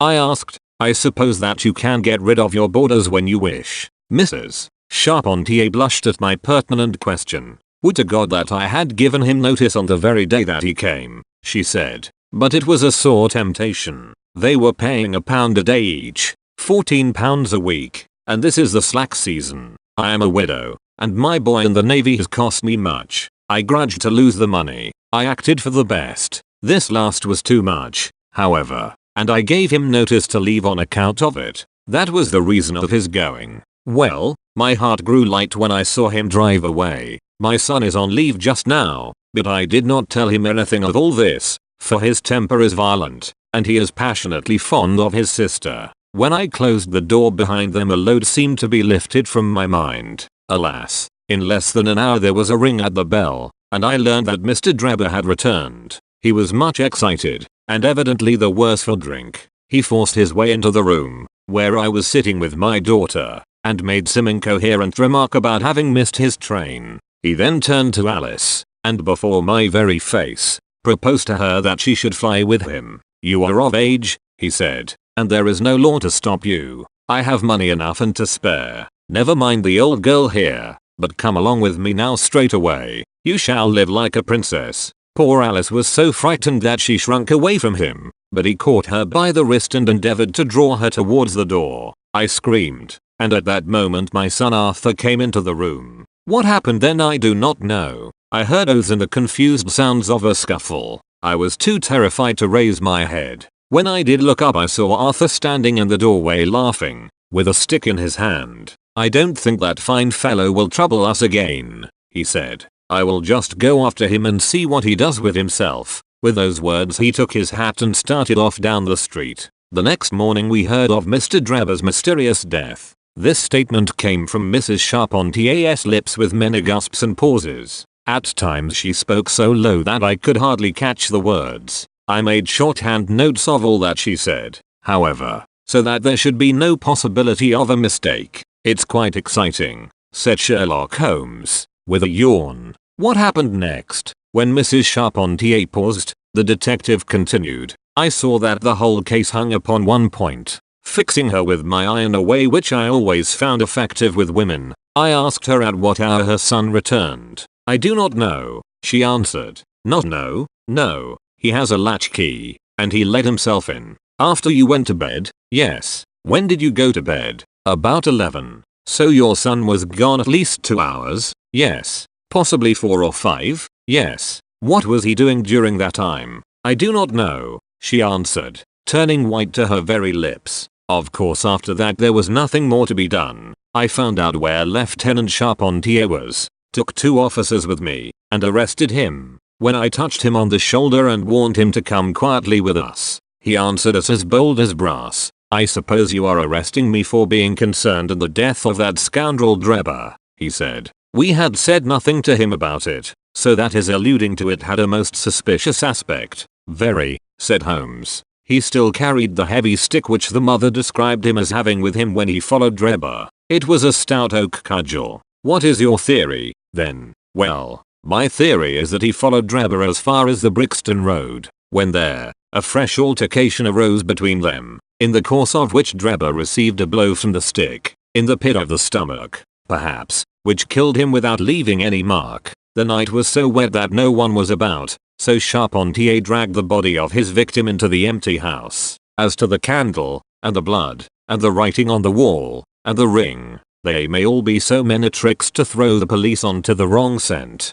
Well done, said Holmes in an encouraging voice. Really, Gregson, you are getting along. We shall make something of you yet. I flatter myself that I have managed it rather neatly, the detective answered proudly. The young man volunteered a statement, in which he said that after following Drebber some time, the latter perceived him, and took a cab in order to get away from him. On his way home he met an old shipmate, and took a long walk with him. On being asked where this old shipmate lived, he was unable to give any satisfactory reply. I think the whole case fits together uncommonly well. What amuses me is to think of Lestrade, who had started off upon the wrong scent. I am afraid he won't make much of. Why, by Jove, here's the very man himself. It was indeed Lestrade, who had descended the stairs while we were talking, and who now entered the room. The assurance and jauntiness which generally marked his demeanor and dress were, however, wanting. His face was disturbed and troubled, while his clothes were disarranged and untidy.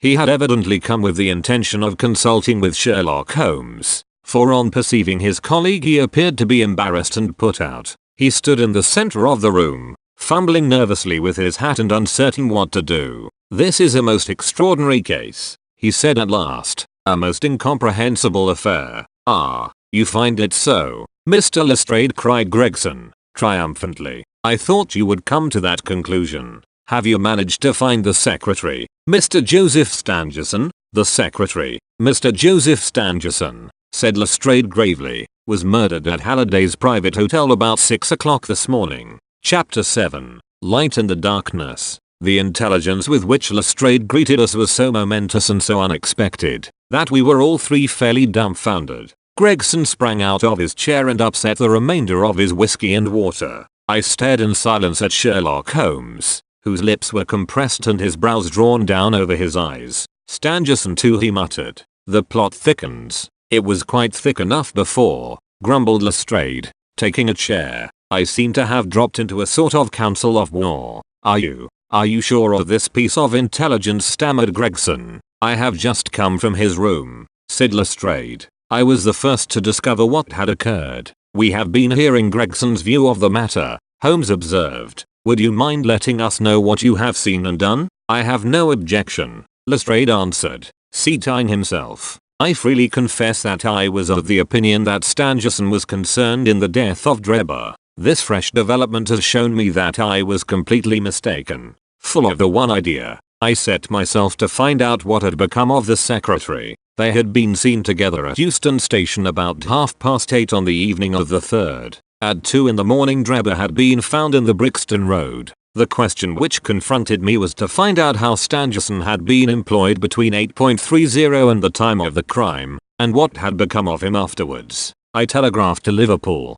giving a description of the man, and warning them to keep a watch upon the American boats. I then set to work calling upon all the hotels and lodging houses in the vicinity of Euston. You see, I argued that if Drebber and his companion had become separated, the natural course for the latter would be to put up somewhere in the vicinity for the night, and then to hang about the station again next morning. "They would be likely to agree on some meeting place beforehand," remarked Holmes. So it proved. I spent the whole of yesterday evening in making enquiries entirely without avail. This morning I began very early, and at 8 o'clock I reached Halliday's private hotel, in Little George Street. On my enquiry as to whether a Mr. Stangerson was living there, they at once answered me in the affirmative. "No doubt you are the gentleman whom he was expecting," they said. "He has been waiting for a gentleman for 2 days. Where is he now?" I asked. "He is upstairs in bed. He wished to be called at 9. "I will go up and see him at once," I said. It seemed to me that my sudden appearance might shake his nerves and led him to say something unguarded. The boots volunteered to show me the room. It was on the 2nd floor, and there was a small corridor leading up to it. The boots pointed out the door to me, and was about to go downstairs again when I saw something that made me feel sickish, in spite of my 20 years experience. From under the door there curled a little red ribbon of blood, which had meandered across the passage and formed a little pool along the skirting at the other side. I gave a cry, which brought the boots back. He nearly fainted when he saw it. The door was locked on the inside, but we put our shoulders to it, and knocked it in. The window of the room was open, and beside the window, all huddled up, lay the body of a man in his nightdress. He was quite dead, and had been for some time, for his limbs were rigid and cold. When we turned him over, the boots recognized him at once as being the same gentleman who had engaged the room under the name of Joseph Stangerson. The cause of death was a deep stab in the left side, which must have penetrated the heart. And now comes the strangest part of the affair. What do you suppose was above the murdered man? I felt a creeping of the flesh, and a presentiment of coming horror, even before Sherlock Holmes answered. "The word rash, written in letters of blood," he said. "That was it," said Lestrade, in an awestruck voice, and we were all silent for a while. There was something so methodical and so incomprehensible about the deeds of this unknown assassin, that it imparted a fresh ghastliness to his crimes. My nerves, which were steady enough on the field of battle, tingled as I thought of it. the man was seen, continued Lestrade. A milk boy, passing on his way to the dairy, happened to walk down the lane which leads from the mews at the back of the hotel. He noticed that a ladder, which usually lay there, was raised against one of the windows of the second floor, which was wide open. After passing, he looked back and saw a man descend the ladder. He came down so quietly and openly that the boy imagined him to be some carpenter or joiner at work in the hotel. He took no particular notice of him, beyond thinking in his own mind that it was early for him to be at work. He has an impression that the man was tall, had a reddish face, and was dressed in a long, brownish coat. He must have stayed in the room some little time after the murder, for we found blood-stained water in the basin, where he had washed his hands, and marks on the sheets where he had deliberately wiped his knife. I glanced at Holmes on hearing the description of the murderer, which tallied so exactly with his own. There was, however, no trace of exultation or satisfaction upon his face. Did you find nothing in the room which could furnish a clue to the murderer? He asked. Nothing. Stangerson had Drebber's purse in his pocket, but it seems that this was usual, as he did all the paying. There was 80-odd pounds in it, but nothing had been taken. Whatever the motives of these extraordinary crimes, robbery is certainly not one of them. There were no papers or memoranda in the murdered man's pocket, except a single telegram, dated from Cleveland about a month ago, and containing the words, J.H. is in Europe. There was no name appended to this message, and there was nothing else. Holmes asked. Nothing of any importance. The man's novel, with which he had read himself to sleep, was lying upon the bed, and his pipe was on a chair beside him. There was a glass of water on the table, and on the windowsill a small chip ointment box containing a couple of pills. Sherlock Holmes sprang from his chair with an exclamation of delight. The last link, he cried, exultantly. My case is complete. The two detectives stared at him in amazement. I have now in my hands, my companion said, confidently, all the threads which have formed such a tangle. There are, of course, details to be filled in, but I am as certain of all the main facts, from the time that Drebber parted from Stangerson at the station, up to the discovery of the body of the latter, as if I had seen them with my own eyes. I will give you a proof of my knowledge. Could you lay your hand upon those pills? I have them, said Lestrade, producing a small white box. I took them in the purse and the telegram, intending to have them put in a place of safety at the police station. It was the merest chance my taking these pills, for I am bound to say that I do not attach any importance to them. Give them here, said Holmes. Now, doctor, turning to me, are those ordinary pills? They certainly were not. They were of a pearly grey color, small, round, and almost transparent against the light. From their lightness and transparency, I should imagine that they are soluble in water, I remarked. Precisely so, answered Holmes. Now would you mind going down and fetching that poor little devil of a terrier which has been bad so long, and which the landlady wanted you to put out of its pain yesterday? I went downstairs and carried the dog upstairs in my arms. Its labored breathing and glazing eye showed that it was not far from its end. Indeed, its snow-white muzzle proclaimed that it had already exceeded the usual term of canine existence. I placed it upon a cushion on the rug.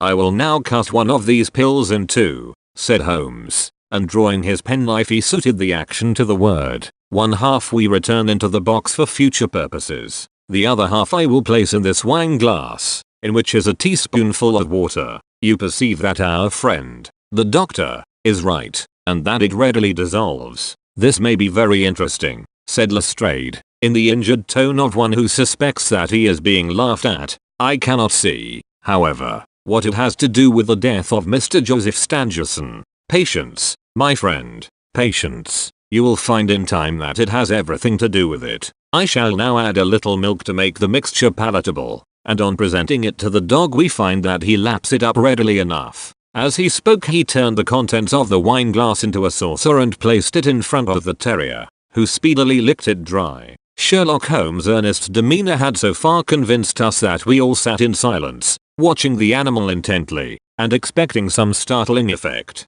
None such appeared, however. The dog continued to lie stretched upon the cushion, breathing in a labored way, but apparently neither the better nor the worse for its draught. Holmes had taken out his watch, and as minute followed minute without result, an expression of the utmost chagrin and disappointment appeared upon his features. He gnawed his lip, drummed his fingers upon the table, and showed every other symptom of acute impatience. So great was his emotion that I felt sincerely sorry for him, while the two detectives smiled derisively, by no means displeased at this check which he had met. "It can't be a coincidence," he cried, at last springing from his chair and pacing wildly up and down the room. "It is impossible that it should be a mere coincidence. The very pills which I suspected in the case of Drebber are actually found after the death of Stangerson, and yet they are inert. What can it mean? Surely my whole chain of reasoning cannot have been false. It is impossible. And yet this wretched dog is none the worse.